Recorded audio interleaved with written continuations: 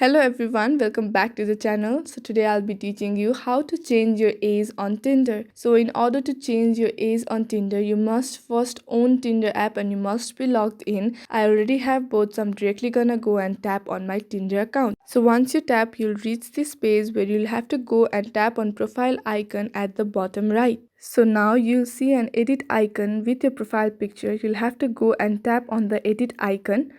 And once you tap on the edit icon, you'll reach this page where you'll have to scroll all the way down where you'll see the option where it says don't show my age. You'll have to turn that on in order to hide your age on your profile. So there is no way to change your age on Tinder. So in order to change, you'll have to delete the account and start over again. But you can definitely hide your age by turning that option on. But for this option, you must have subscription on Tinder Plus. So once you're a premium Tinder user, you can easily hide your age on your Tinder account. So that is it for the video. I hope the video was helpful. Thank you for joining in. Until next time, bye bye.